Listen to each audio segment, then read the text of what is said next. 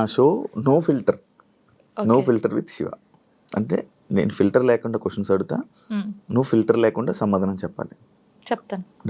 Starting ఏది దీనికి ఆ ఫిల్టర్ అని అనొద్దు. స్టార్టింగ్ నార్మల్గా ఉంటుంది, తర్వాత కూడా నార్మల్గా తెలుసు, ఉంటుంది. మీ ఇంటర్వ్యూ చూస్తూ ఉంటాను కదా. తెలుసు మీరంతా. ఎలా ఉంది ఇప్పుడు నీ జర్నీ మొత్తం? ఓకే, బాగుంది. అసలు నీకు ఈ ఫోక్ డాన్సర్ అంటే డాన్స్లో టైప్స్ ఉంటాయా? చాలా టైప్స్ ఉంటాయి. చాలా టైప్స్ ఉంటాయి. ఈ ఫోక్ డాన్సింగ్ అంటే ఇంట్రెస్ట్ ఎందుకు వచ్చింది అసలు డాన్సర్ మీద నీకు? ఎందుకంటే ఎప్పుడు వచ్చింది, ఎలా వచ్చింది? చిన్నప్పుడు స్కూల్లో డాన్స్ చేసేదాన్ని. శ్రీధర్ మాస్టర్ అని ఉండేవాడు, క్లాస్కి వెళ్ళేదాన్ని నేను అక్కడ. సో డాన్స్ నేర్చుకున్నాను. మా డాడీకి ఎక్కువ ఇంట్రెస్ట్ ఉండే ఫస్ట్ డాన్స్ మీద. తనే క్లాస్కి వెళ్ళి పంపించాడు. క్లాసికల్ కూడా నేర్చుకున్నాను నేను.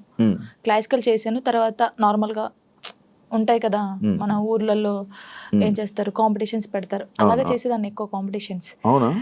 నేను డాన్స్ అంటే చిన్నప్పుడు అంత లేదు కదా, అలా డాన్స్ నేర్చుకుని. శ్రేయ హీరోయిన్ తెలుసు కదా, తను డాన్స్ చేస్తుంటే టీవీ దగ్గర కూర్చొని ఇలాగే చూస్తాను, నేను ఇలా చెయ్యాలి. తనని చూసే నేను నిజంగా చిన్నప్పుడు తనని చూసే నేను ఇలా చేయాలి, ఇలా నడుము తిప్పాలి, ఇలా ఉండాలి అనుకుని అలా పర్ఫెక్ట్. ఇప్పుడు తనలా చేస్తున్నావా? తనలా అంటే కొంచెం అనుకో, చూసేవాళ్ళు చెప్పాలి, నేను చెప్పకూడదు. బాగా చేస్తున్నావు. అది నీ కొరియోగ్రాఫర్, నీ గురువు ఎవరని చెప్తే ఏమని చెప్తావు? శ్రీధర్ మాస్టర్. ఆయన నీ గురువు? దాని తర్వాత మొత్తం నీకు ఫైనల్ వరకు ఆయనే ఉన్నారా? అంటే ఫైనల్ వర్క్ కాదు, నేను ఫోక్ ఇండస్ట్రీకి రాకముందు నుంచి తనే నా గురువు. తన దగ్గర నేర్చుకున్నాను. ఈ ఫోక్ లో నీకు ఎలా అవకాశం వచ్చింది? బేసిక్గా ఈవెంట్స్ ఎక్కువ చేస్తాను. అప్పుడు నార్మల్గా నన్ను చూస్తూ ఉంటారు కదా వచ్చిన వాళ్ళు, ఎక్స్ప్రెషన్స్ బాగున్నాయి, పిల్ల బాగా చేస్తుంది. ఫోక్ సాంగ్స్ లో ఫస్ట్ సైడ్ చేశాను నేను. గంగక్క తెలిసే ఉంటుంది. సో గంగక్క సాంగ్స్ లో అలాగా సైడ్ డాన్సర్ గా చేశాను ఫస్ట్. తర్వాత బేసిక్గా ఏమైందంటే సై టీవీ మీ అందరికీ తెలుసు, తిరుపతి అన్నయ్య. ఇంకొకటి పొద్దుపొడి శంకర్ అని చెప్పేసి మన ఆ అన్నయ్య ఫస్ట్ రావే రావే పెద్దమ్మ సాంగ్ కి సరితక్క అని ఒక అక్క ఉంటుంది. తను నాకు కాల్ చేసి నీ డాన్స్ బాగా నచ్చిందే, వాళ్ళు నిన్ను అడుగుతున్నారంటే ఫస్ట్ కోరియోగ్రఫీ ఫస్ట్ యాక్టింగ్ చేసింది అదే సాంగ్ రావే రావే పెద్దమ్మ. తర్వాత సై టీవీలో దందన సాంగ్ అందరికీ తెలుసు. ఈ రెండు సాంగ్స్ తోనే అందరికి తెలిసిపోయాను. ఇంకా స్టార్ట్ అయిపోయింది అక్కడ నుంచి. ఇప్పుడు ఒక సాంగ్ ఉంటే సాంగ్ వినాలనుకుంటుంటారు కొంతమంది, డాన్స్ చూస్తుంటారు. అంటే ఫోక్ అనగానే విలేజ్ సైడ్ కానీ మాస్ పీపుల్ కానీ ఎక్కువ చూస్తూ ఉంటారు కదా. నిన్ను పలకరించే audience a type of audience? నేను పలకరిస్తాను ఎక్కువ పల్లెటూరు వాళ్ళు. చాలా అసలు వాళ్ళ ఇంట్లో అమ్మాయి లాగానే చూస్తారు. పనిపోయి వస్తారు కదా, నాకు చాలా మంది కొన్ని వీడియోస్ పెట్టారు, రే జానమ్మ వీడియో పెట్టరా యూట్యూబ్ లో పెట్టు, తినుకుంటూ చూస్తారు పనికి వెళ్ళి వచ్చి అలసిపోయి. అలాంటి చాలా ఇష్టం. పాడిన వాళ్ళకన్నా చూసేవాళ్ళు ఎక్కువ ఇది. పాపం పాడిన వాళ్ళకి వస్తుంది, బట్ మనమే పాడినాం అనుకుంటారు చాలా మంది.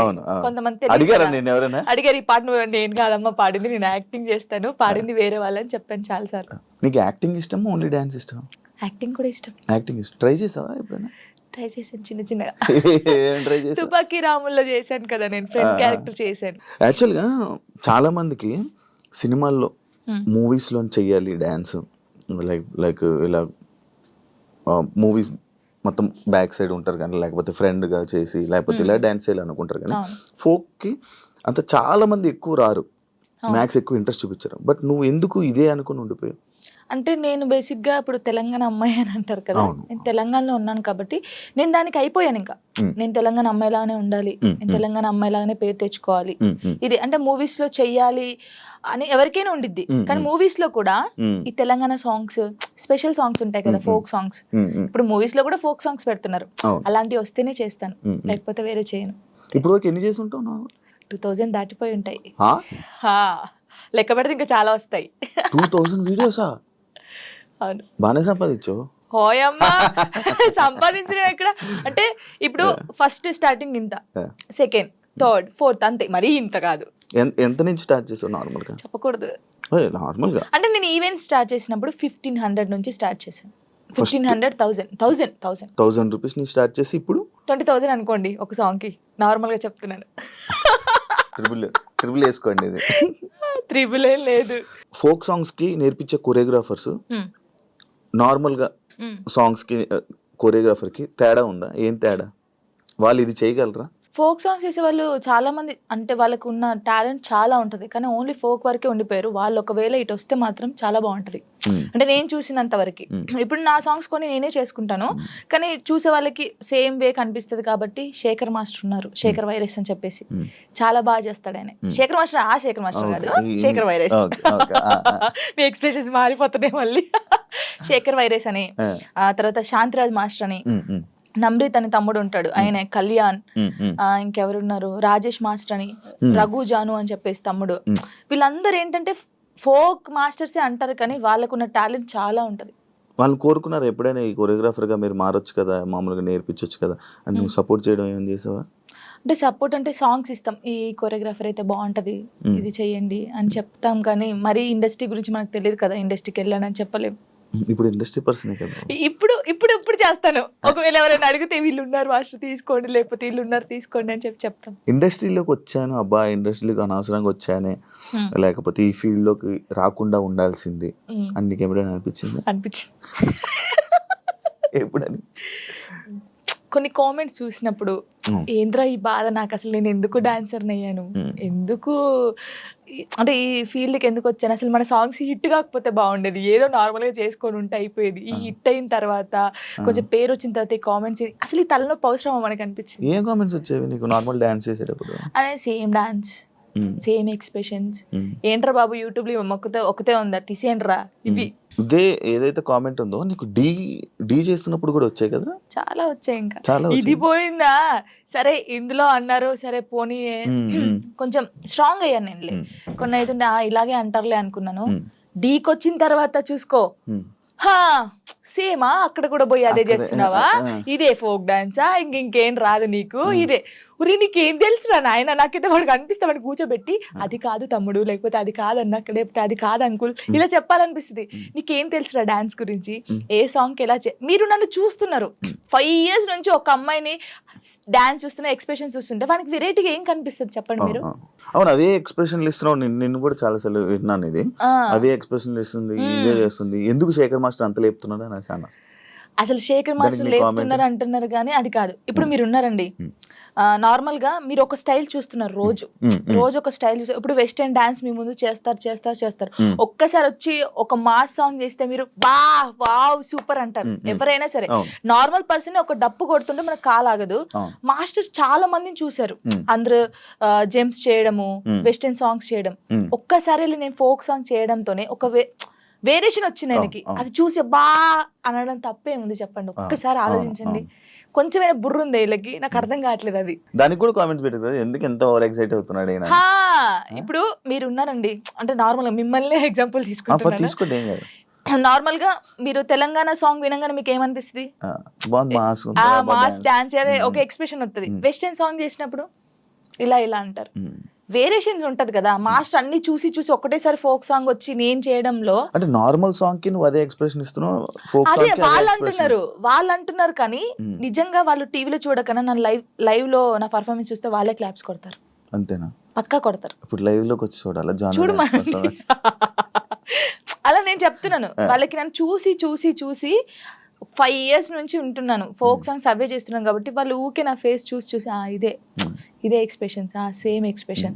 కానీ సగం మంది అలా అంటారు కదా, సగం మంది మెచ్చుకునే వాళ్ళు ఉన్నారు. జానుకి ఫేమస్ అయిపోయాక ఇది వచ్చేసాక యాటిట్యూడ్ ఎక్కువ, పొగరు ఎక్కువ అనే వాళ్ళకి అసలు నాకు పొగరు ఉండదు, ఫస్ట్ యాటిట్యూడ్ ఉండదు. నేను అందరితో చాలా కలిసిపోయి ఉంటాను.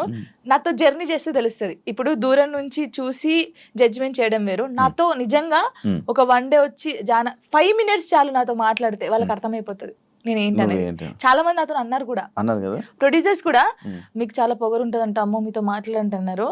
షూటింగ్ వచ్చిన తర్వాత సారీ జానమ్మ అని ఇలా దండం పెట్టి చెప్పిన వాళ్ళు ఉన్నారు. ఉండదు, అసలు ఉండదు. యాటిట్యూడ్ ఉందా? అసలు ఉండదు. యాటిట్యూడ్ ఉండాలి. యాటిట్యూడ్ ఎప్పుడు ఉండాలి? సందర్భం బట్టి ఉండాలి. ఎప్పుడు పడితే అప్పుడు ఉండదు. ఉంటదా కొంచెం అంటే ఒకవేళ వేరే రకంగా, ఒకవేళ నన్ను ఎవరైనా అన్నప్పుడు మంచి రకంగా అన్నప్పుడు అప్పుడు వాళ్ళకి మాట్లాడేటప్పుడు యాటిట్యూడ్ వస్తుంది. నేను ఇది కాదు అలా వస్తుంది కొంచెం అంతే. ఎందుకు యాటిట్యూడ్, ఎందుకు పొగరు అవసరం లేదు. ఈ రోజు ఇంత ఉందాం, తర్వాత ఇంత అవుతాం, కానీ మనమైతే ఎప్పుడు అలాగే ఉండాలి. అది నమ్ముతాను నేను. ఎలా ఈటీవీ వాళ్ళు నిన్ను ఎలా కాంటాక్ట్ అయ్యారు, ఎందుకు కాంటాక్ట్ అయ్యారు? మనకి ఎందుకు కాంటాక్ట్ అయ్యారో తెలియదు. మనకు కాల్ వచ్చింది. Yeah, కాల్ వచ్చినప్పుడు నేను బయట ఉన్నాము, Hmm. టూర్కి వెళ్ళి ఉండి 24th అన్నారు. అప్పుడు ఒక డేట్ చెప్పారు. సారీ అండి నేను రాలేను, నేను టూర్కి వచ్చాను, నేను రావడానికి కుదరదు, ప్రాక్టీస్ కూడా ఆ టైంలో చేయలేను కదా అని చెప్పేసి వదిలేసాం. సరే అండి ఓకే అని కట్ చేశారు. మళ్ళీ నేను హైదరాబాద్ వచ్చిన తర్వాత మళ్ళీ కాల్ వచ్చింది. లేదండి మీరు కంపల్సరీ కావాలి అని అన్నారు. ఓ నీ అమ్మ, మళ్ళీ వచ్చింది కదా, మంచి ఛాన్స్ కదా, మన డాన్స్ కూడా మన టాలెంట్ అనేది అక్కడ చూపించచ్చు కదా అని చెప్పేసి ఓకే అని చెప్పాను. ఆఫీస్కి వెళ్ళాను. డాన్సర్ టోనీ ఎలా పరిచయం మీ ఇద్దరికి? అంటే నార్మల్గా మాది గోదావరికని కదా కాలనీ, అవును. వాళ్ళది కూడా గోదావరికని. నార్మల్గా తను డాన్సర్, నేను డాన్సర్. అక్కడ ఉండేవాళ్ళు రవి అన్నయ్య అని చెప్పేసి వీళ్ళందరూ ఏం చేసేవాళ్ళు అంటే, ఒరే నీ కరెక్ట్ పర్సన్ అంటే టోనీరా, ఇలా బాగుండేది, మీ ఇద్దరు పేరు చాలా బాగుంటది అని చెప్పేసి చెప్పేవాళ్ళు. ఎవరు ఈ టోనీ ఇలా బాగుంటది అని తర్వాత పరిచయం అయింది. పరిచయంలో కలవక ముందే మీకు అందరు అనేవాళ్ళ? అందరూ అనేవాళ్ళు అక్కడ ఉండేవాళ్ళు. అంటే నేను చాలా అప్పుడు ఇంకా స్పీడ్ చేసేదాన్ని అనమాట డాన్స్. సో తన స్పీడ్ కి నీ స్పీడ్ కి చాలా బాగుంటదిరా అని చెప్పేవాళ్ళు. మా ఫ్రెండ్ రా డాన్స్ పేరుగా బాగుంటది అంటే నువ్వేమో నిజం పేరు అనేసుకున్నావా? అలా ఏం కాదు కానీ ఎవరైనా అనుక అప్పుడు పరిచయం అయిన తర్వాత అలా పరిచయాలు అయ్యి అలా లవ్ అయ్యి పెళ్లి జరిగింది. ఎన్ని ఇయర్స్ లవ్ చేసుకున్నారు నార్మల్గా? నా 8th క్లాస్లో అనుకుంటా. 2 years అయిందా మొత్తం? 2 years 2 years love, 3rd year లో పెళ్ళి అయిపోయింది. మరి ఇంత లవ్ చేసుకున్నారు కదా, బ్రేకప్ అవ్వడానికి ఎందుకు రీజన్? అంటే 3 years లవ్, సడన్ గా ఒక రోజులో బ్రేకప్ ఎందుకు? అలా ఒక రోజులో కాలేదు, అది కొన్ని సిచ్యువేషన్ ఇంకా అలా జరిగిపోయింది. ఫీల్ అయ్యావా అనవసరంగా వదిలేసాను అని? అనవసరంగా వదిలేసానని కాదు కానీ బాధపడ్డాను. చాలా రోజులు బాధపడ్డాను. అరే ఇలా కాకుంటే బాగుండేది, ఇద్దరం బాగుండే వాళ్ళం కదా, అలా బాధపడ్డాను. అంటే మీ మాటలు వింటుంటే ఎవరి తప్పు లేదు. దిష్టి కొట్టింది మాకు బాగా. అదే అంటే దిష్టి తగులుతూ విడిపోతారా? నిజంగా విడిపోతారు. ఫ్రెండ్షిప్ అయినా ఏదైనా సరే మన మీద కళ్ళు పడ్డాయి అనుకో విడిపోతాను. నమ్ముతారా ఇది? నమ్ముతాను, నేను చాలా నమ్ముతాను. ఇంకా నాకు జరిగింది కాబట్టి నేను నమ్ముతాను. దిష్టి వల్లే విడిపోయింది. ఇప్పుడు తమిళ పెట్టండి, దిష్టి వల్ల విడిపోయిన వీళ్ళిద్దరు ఎందుకయ్యా సామి ఇదంతా నాకు అనిపిస్తుంది ఇప్పుడు. ఏమైనా స్ట్రగుల్స్ ఫేస్ చేసావా విడిపోయినాక? లైక్ పెళ్ళి అయ్యాక కానీ లేకపోతే విడిపోయాక కానీ? పెళ్లిలో పెళ్ళి అయిన తర్వాత బాగున్నాం, ఇద్దరం ఈవెంట్స్ చేసుకున్నాం, లిరిన్ బాగా చూసుకున్నాం, అంత బాగా. కొన్ని ఇప్పుడు అవన్నీ మాట్లాడదలుచుకోలేదు నేను, ఎందుకంటే పాతవి తవ్వేసి తన లైఫ్ బాగుంది, నా లైఫ్ బాగుంది, మధ్యలో మళ్ళీ టాపిక్స్ చేసి మళ్ళీ వెనక్కి లాగడం నాకు ఇష్టం లేదు. తర్వాత పెళ్ళి అంటే ఇంకా అయిపోయిన తర్వాత, గొడవ అయిపోయిన తర్వాత చాలా మంది చాలా రకాలుగా మాట్లాడారు నన్ను. అంటే రోడ్డు మీద నడుచుకుంటూ వెళ్ళేటప్పుడు కానీ చాలా, ఇప్పటికీ తప్పట్లేదు అది. ఇంకా లోకంలో మేము ఇద్దరమే ఉన్నాము, మా ఇద్దరికే డైవర్స్ అయిపోయినాయి, వీళ్ళిద్దరే వైఫ్ అండ్ హస్బెండ్స్, ఎవరు విడిపోలేదు అన్నట్టు చేస్తున్నారు జనాలు అయితే. నిజంగా అలా అప్పుడు కూడా అలాగే చేశారు. రోడ్డు మీద నడుతుంది అప్పుడు చేశారు. అప్పుడు నేను ఇలా వెళ్తుంటే, అరే నేను మొగుడు వదిలేశారంటారా దీన్ని, ఇది ఏం చేసిందోరా, మొగుడు వదిలేశాడు అని చెప్పి అన్నారు. ఇలా వదిలేసిన తర్వాతనే కదా నాకు ఎక్కువ అలా అలా చాలా స్ట్రగుల్స్ పడ్డాను. ఎవరున్నారు నీకు సపోర్ట్ గా అప్పుడు? Mummy daddy. అమ్మ నాన్న ఏమన్నారు? మా మమ్మీ డాడీ అసలు, మా డాడీ గురించి ఎత్తనే ఏడిపోతుంది నాకు. అంటే మా డాడీ ఎలా అంటే, వీళ్ళకి ఎలా ప్రేమ చూసుకోవాలో తెలియదు మా మమ్మీ డాడీకి. ఫస్ట్ ఆఫ్ ఆల్ మా డాడీ గురించి నేను ఎప్పుడు ఎక్కడ మాట్లాడలేదు. ఇక్కడ అంటే అందరూ లవ్ యూ డాడీ, ఇప్పుడు ఈ జనరేషన్ లో అప్పుడు అంటే అప్పుడు వాళ్ళకి తెలియదు. ఇప్పుడు మనం ఏడ్చినా ఎందుకు ఏడుస్తున్నావు, ఇది కావాలా, ఇట్లా. ఫస్ట్ మా డాడీకి సారీ అని చెప్పాలని ఉంది గట్టిగా, హగ్ చేసుకొని. కానీ ఆయనకి ఆ ఫీలింగ్స్ ఉండవు, అంటే తెలీదు. చెప్పినా కూడా ఎందుకు ఏడుస్తుందో అంటాడు. మా మమ్మీ కూడా అంతే. నేను లవ్ మ్యారేజ్ చేసుకొని వెళ్ళిపోయినప్పుడు కూడా చిన్న మాట అనలేదు నన్ను, చిన్న మాట. ఎందుకు చేసుకున్నావు అయినా అడగలేదు. మేమిద్దరం కలిసి ఇంటికి వెళ్ళినప్పుడు సారీ డాడీ అని చెప్పి ఇంట్లోకి వెళ్ళిపోయాం అంతే. ఎంత బాగా చూసుకున్నాడు మా ఇద్దరిని తెలుసా, ఇంత మాట కూడా అనలేదు ఎప్పుడు. నాకు ఆయన వద్దు డాడీ అన్నప్పుడు ఏమనలేదు, మళ్ళీ కావాలి డాడీ అన్నప్పుడు ఏమనలేదు. నిజంగా మా డాడీ దొరకడం నాకు చాలా అదృష్టం. ఆయన గురించి ఎప్పుడు ఎక్కడ మాట్లాడలేదు నేను, ఫస్ట్ టైం మాట్లాడుతున్నాను. ఐ లవ్ యూ డాడీ అంతే. అంటే ఒక అమ్మాయికి ఒక డాడీ సపోర్ట్ ఎంత ఉండాలో కానీ నాకు మా డాడీ ఫ్రెండే. ఇద్దరం కూర్చుంటాం, మాట్లాడుకుంటా ఉంటాం బాగా.